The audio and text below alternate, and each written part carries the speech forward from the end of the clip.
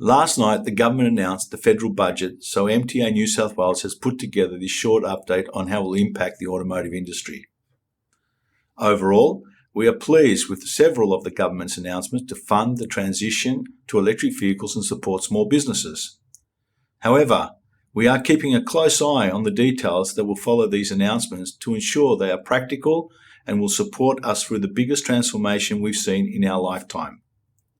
The most pleasing announcement was the $20 million in funding for Jobs and Skill Council to address the skills shortage, which is the greatest issue we and many other industries are facing. This will take time to resolve and has been a challenge for many of us for a long time. It should not be this difficult to find good staff and take on apprentices. We're also happy to see the $54.3 million in funding over 5 years to redesign support services to ensure apprentices are getting proper training. As your industry association and the training organisation, we understand that the TAFE system is completely overwhelmed with reports of apprentices waiting between 6 and 12 months to start their apprenticeships, which is why we have created a one-on-one training model that complements the TAFE system. The government has also announced $124.8 million over 4 years to implement the outcomes identified by Jobs and Skills Summit. This is great news, but there are several hurdles to overcome to ensure it has benefits for our industry.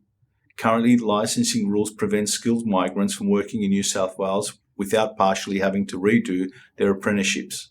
We will continue to lobby the state government to have this changed. Also announced was the continuation of the $20,000 instant asset write-off, which I encourage you to look into.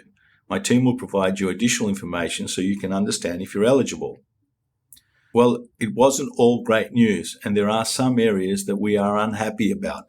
Mainly, the government has been silent on the luxury car tax, which has been redundant since Australia ceased manufacturing cars.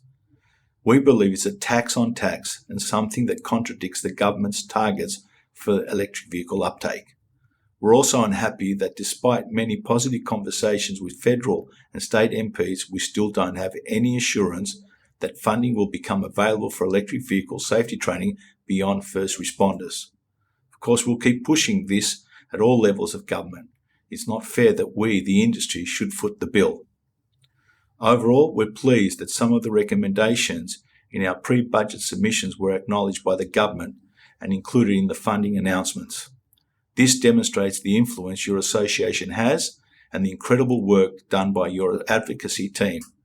We'll keep you updated on any new information and look forward to continuing to support you and the industry into the future.